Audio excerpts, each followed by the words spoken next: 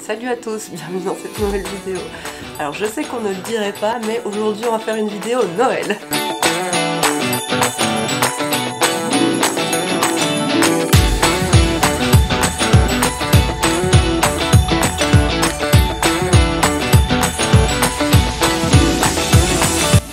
Alors autant l'année dernière j'avais fait mon sapin super tôt et tout, genre début novembre, autant là on est fin novembre et j'ai toujours pas fait mon sapin de Noël, donc c'est pour ça qu'on se retrouve dans ma chambre, dans un décor tout à fait lambda. Mais j'avais envie aujourd'hui de prendre le temps de vous filmer cette vidéo parce qu'on est fin novembre et que, comme vous l'avez vu au titre de la vidéo, aujourd'hui je voudrais vous recommander 4 livres pour faire court. Hein, j'aurais pu en prendre plus, j'aurais pu en prendre d'autres, mais j'ai choisi ceux-là, 4 livres d'art ou artistique ou sur la création de manière générale pour offrir aux artistes qui sont dans votre vie ou tout simplement pour vous faire un cadeau à vous. Ce sont des livres qui évidemment m'ont beaucoup appris et ce sont des livres qui, je l'espère, pourront toucher un public assez large parce que j'ai choisi autant des livres d'apprentissage de l'art que des livres qui vont plus traiter de la créativité et la vie artistique de manière générale. Et comme vous pouvez l'entendre, je suis un peu malade. Je voulais vous remercier d'être toujours de plus en plus nombreux sur la chaîne. Bienvenue à tous les nouveaux. N'hésitez pas à vous abonner, à commenter, à liker, à partager les vidéos, la chaîne, etc. Vous savez que ça aide à faire voir mon travail et à faire connaître la chaîne. Et puis plus on est fou, plus on rit, n'est-ce pas? Alors, j'ai 2 livres en français et 2 livres en anglais. Ça, je suis désolée pour les non-anglophones, mais effectivement, les livres d'apprentissage sont en anglais. Je vais commencer d'abord par un livre en français. Il s'agit de celui-ci. Il s'appelle Comme par magie et il est écrit par Elizabeth Gilbert. Si vous ne la connaissez pas, c'est une autrice américaine vachement connue. Elle a écrit notamment Mange, prie, aime, qui a été adapté au cinéma. Vous savez, le film avec Julia Roberts. Je n'ai pas lu ce livre-là, mais donc j'ai lu celui-ci qui s'appelle Comme par magie et qui est une mine d'or pour la créativité. Il s'adresse vraiment à tous les artistes, à toutes les personnes créatives, quelle que soit la discipline, parce que évidemment Elizabeth Gilbert, elle parle de son point de vue d'écrivaine. Donc rien à voir avec la peinture pour moi par exemple ou le dessin, mais les conseils qu'elle va nous donner dans ce livre, ils s'appliquent vraiment à tout le monde en fait, à toutes les personnes qui sont artistes ou qui sont créatives, qui ont en tout cas un lien avec leur créativité. Ce livre, il m'a vraiment réconciliée avec ma propre créativité et j'ai envie de dire mon énergie créative. Pour moi, tout l'intérêt de ce livre, c'est d'apprendre à vivre avec sa créativité, d'apprendre à l'entretenir, d'apprendre à l'écouter, d'apprendre à en prendre soin, de dédramatiser la créativité et d'apprendre à surfer sur les vagues de créativité quand elles arrivent avec le cœur léger et de faire tout ce qu'il faut le reste du temps pour entretenir notre créativité. Franchement, ce livre, c'est une petite mine d'or pour se mettre dans la créativité, pour arrêter d'avoir peur de sa créativité. C'est une des premières choses qu'elle commence à faire, c'est de dédramatiser.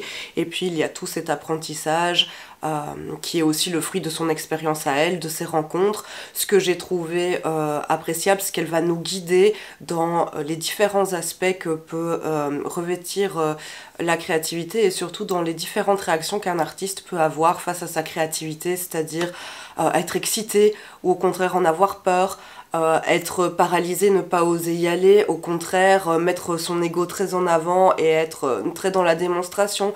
Elle parle de l'artiste maudit, de l'artiste romantique, des différentes... Oui, c'est ça, des différents points de vue qu'on peut, et des différentes positions en fait qu'on peut adopter face à sa propre créativité et donc des différentes manières dont on peut vivre notre créativité. On peut la subir ou on peut la sublimer, on peut en avoir peur et ne jamais rien en faire ou on peut l'embrasser et y aller. Et franchement, moi c'est un livre qui m'a beaucoup appris, beaucoup aidé. J'aime qu'elle partage son expérience à elle bien évidemment, mais elle va aussi donner la parole à d'autres artistes, d'autres rencontres qu'elle a pu faire. extraordinaire. Ça reste le point de vue d'une femme américaine assez connue et reconnue, et parfois il peut y avoir un peu, vous savez, j'ai pas envie de dire de positivité toxique, mais on sent que le discours est très américain dans ce qu'il est, mais bon, voilà, forcément c'est écrit de son point de vue à elle, donc c'est tout à fait normal. Bah voilà, tout ça pour vous dire que vous prenez ce qu'il y a à prendre pour vous, et puis évidemment vous laissez ce qu'il y a à laisser, mais pour toutes les personnes créatives, franchement c'est une pépite. Moi ça m'a vraiment aidé à embrasser pleinement ma créativité et à arrêter d'en avoir peur ou de mettre trop de pression sur cette créativité et sur le résultat, mais également sur ce qu'est être un artiste, sur ce que ça veut dire, sur ce qu'est la vie d'un artiste ou sur ce que devrait être la vie d'un artiste. Est-ce qu'on a besoin de vivre de son art pour se considérer comme un artiste, par exemple?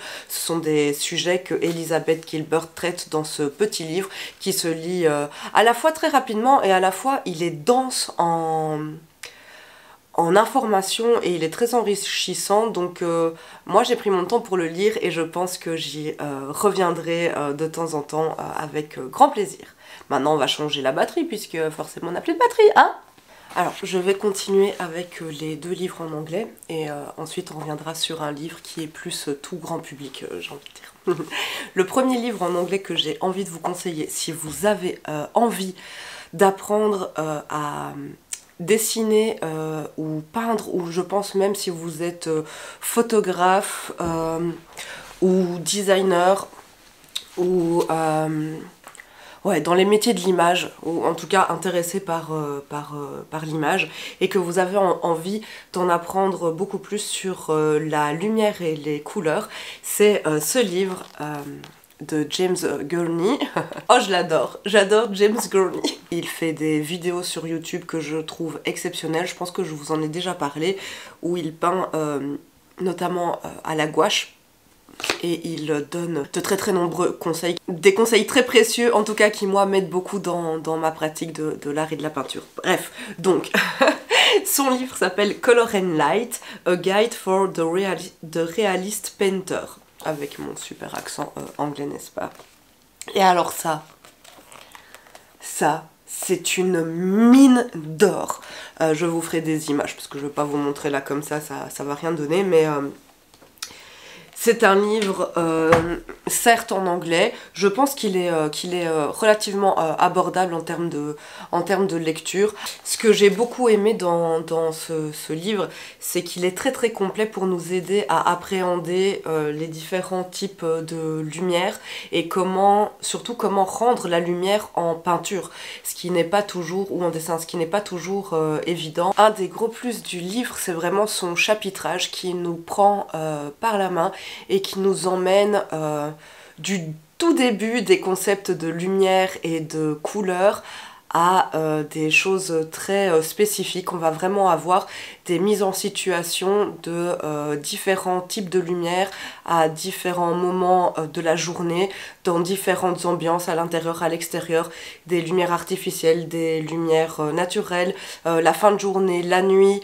On va vraiment avoir le plein été, on va avoir l'accent qui est mis sur la perspective atmosphérique, comment rendre les verts, certains effets de lumière qu'on va aussi retrouver très prononcés par exemple au cinéma, mais qu'on peut également inclure dans forcément des dessins et des peintures.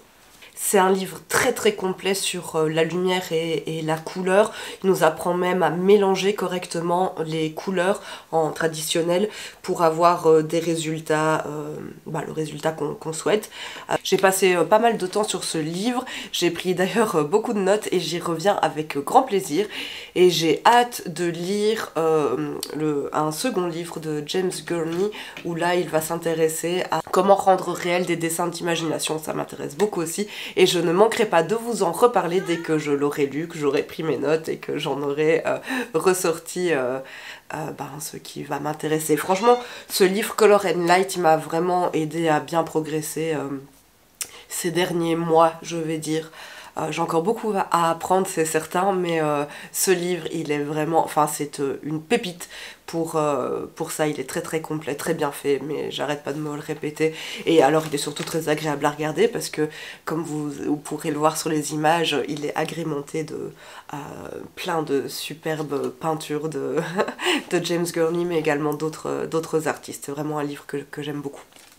Ensuite, le second livre en anglais que j'aimerais vous recommander, c'est celui-ci qui s'appelle Daily Painting de Carol Marin.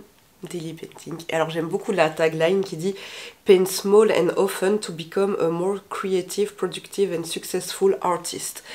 Franchement, ce livre, il m'a beaucoup aidé à sortir également d'une période un peu, pas de down créatif, mais oui, une période où je peignais moins et où je mettais beaucoup de pression sur le résultat sur le résultat en fait de mes peintures et de mes dessins. Et ce petit livre nous invite à faire tout le contraire. Elle nous explique, Carole ou Marine, nous explique comment elle, à l'arrivée de son bébé, elle a appris à peindre plus petit, mais tous les jours.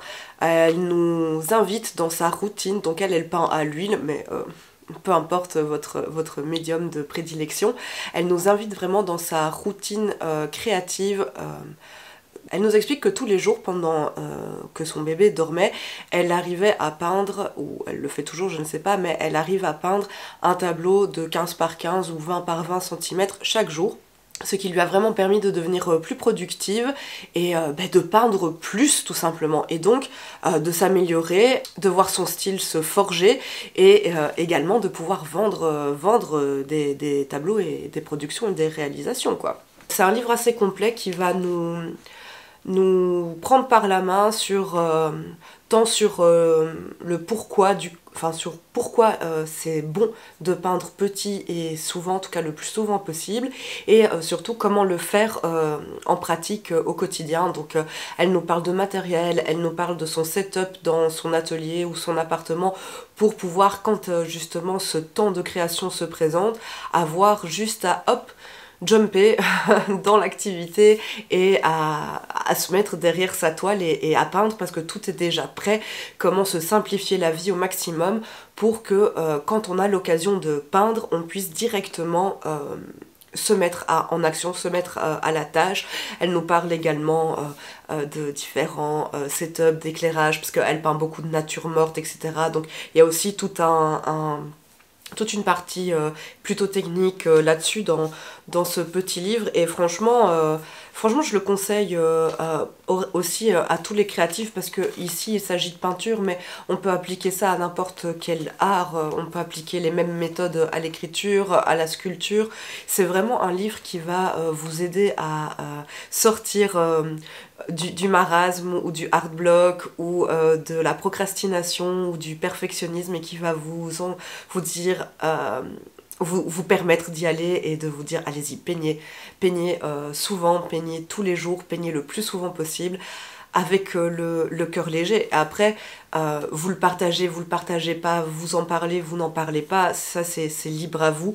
Évidemment ce livre aussi nous explique comment Carol Marin a conduit sa carrière artistique grâce à ces tableaux qu'elle peignait, qu'elle peint tous les jours et dont elle faisait des articles de blog aussi quotidiennement, et comment elle a pu développer son activité artistique grâce à ça. Alors peut-être que le blogging en 2022 est un peu dépassé, et encore j'en sais rien, mais on peut l'appliquer évidemment aux réseaux sociaux. On peut peindre tous les jours et poster tous les jours si on veut. Bon, c'est quelque chose que moi je n'arrive pas encore à faire, et je sais pas si c'est souhaitable, mais en tout cas je peins beaucoup plus souvent et des sujets que je n'aurais peut-être pas choisi de peindre grâce à ce livre. Il est vraiment très très bien, puis j'aime beaucoup, c'est un petit livre vers lequel je reviens également de temps en temps, ne serait-ce que pour le feuilleter, parce que pareil, il y a quantité de conseils et d'informations qui sont très très utiles, et également on découvre d'autres artistes parce qu'elle ne parle pas que d'elle, mais également d'autres artistes qui ont suivi ses conseils et qui ont eu des résultats. Donc ouais, je vous le conseille. Évidemment, je ne l'ai pas encore dit, on arrive à la fin de la vidéo, mais tous les livres dont je vous parle seront cités, seront répertoriés dans la barre d'infos s'ils vous intéressent. Et enfin, je voudrais vous parler de ce livre, donc en français, qui s'appelle La folie de l'artiste de Thierry Delcourt, sous-titré Créé au bord de l'abîme. Alors c'est un livre que j'ai lu il y a déjà quelques années, j'ai vu qu'il avait été publié en 2010, enfin en tout cas mon édition date de 2018, donc j'ai dû le lire à cette époque-là, mais je suis récemment tombée sur une émission de France Culture qui traitait justement de la folie dans l'art et de la folie chez les artistes ou chez les personnes créatives, et j'ai trouvé ça... c'est un sujet qui me passionne et qui m'intéresse de ouf en fait, parce que bien sûr je me retrouve dans certains comportements et certaines choses qui sont expliquées dans cette émission ou dans ce livre, et au quotidien il m'arrive de devoir traiter avec mes propres démons, mais comme tout le monde, comme tout être humain, et l'art et la créativité m'aident vraiment à gérer parfois ces parties émotionnellement plus difficiles de moi-même, et ça fait longtemps que j'ai envie de vous parler de ce livre. J'avais envie de le relire avant, mais j'ai pas eu le temps, donc je vais vous lire la 4e de couverture. Salvador Dali sublime sa folie sans jamais y basculer. Antonin Artaud, confronté à des traumatismes infantiles, oscille toute sa vie entre une création débordante et des accès de folie. Niki de Saint-Phal, grâce à l'expression artistique, se soigne d'une dépression profonde liée au traumatisme de l'inceste. Vincent Van Gogh, pour atteindre le sommet de son art, se met en danger jusqu'à basculer dans le suicide. Camille Claudel s'épuise dans sa création pour finir interné sans plus jamais créer. S'appuyant sur la vie et l'œuvre d'une quinzaine d'artistes géniaux, Thierry Delcourt essaie de comprendre les passages entre les sommets de la création et l'abîme de l'artiste. Pourquoi certains basculent dans la folie, tandis que d'autres traversent l'existence sans encombre? Pourquoi des malades trouvent la guérison en créant? Pourquoi la nécessité obsédante de nombreux artistes à créer sans relâche? À ces interrogations qui fascinent, la folie de l'artiste apporte des réponses saisissantes sur la création au bord de l'abîme. Et donc on nous précise évidemment que Thierry Delcourt, il est psychiatre, psychanalyste, etc. Ce livre, je l'avais adoré quand je l'ai lu la première fois. D'ailleurs, je pense que je vais le relire. Bien sûr, il analyse d'un point de vue psychiatrique les différents artistes dont il parle. Et le livre est bien fait parce qu'il est séparé en 2 parties. On va voir... dans la première partie, les artistes qui ont, disons, succombé à la folie ou qui ont sombré avec leur folie. Et dans la deuxième partie, des artistes qui ont utilisé l'art justement pour gérer leurs émotions, tout simplement, parce que j'aime pas ce terme de folie, c'est juste des émotions beaucoup trop fortes, des émotions en montagne russe, des émotions qui proviennent, comme on l'a lu sur la 4e de couverture, parfois de traumatismes, qu'ils soient infantiles ou non d'ailleurs, mais l'art permet vraiment de gérer ça, et cette deuxième partie où il s'intéresse aux artistes qui ont su utiliser l'art pour se soigner en quelque sorte, est encore plus intéressante que, à mon avis, la première partie. Mais j'ai vraiment adoré ce livre. Il utilise son point de vue de psychiatre, mais il nous cite aussi des passages de la vie des artistes ou des choses que les artistes ont pu dire ou écrire et qui sont mis en dialogue avec leur pratique artistique d'une part et les connaissances psychanalystes et psychologiques de Thierry Delcourt. Bref, voilà, c'est un livre que j'ai beaucoup aimé, qui m'a beaucoup touchée, et je pense qu'il est universel, qu'on soit artiste ou non, créatif ou non, il touche vraiment à ce qu'est l'humanité. C'est un beau cadeau à offrir à toute personne qui pourrait être intéressée par ces sujets. Voilà, je vous remercie d'être resté avec moi jusqu'ici, jusqu'au bout. Comme d'habitude, n'hésitez pas à liker, à partager, à commenter, etc. et à me faire vos recommandations de livres, artistiques ou non, que je pourrais offrir ou m'offrir pour les fêtes de fin d'année. Je vous fais plein de gros bisous et comme d'habitude, prenez grand soin de vous. Salut!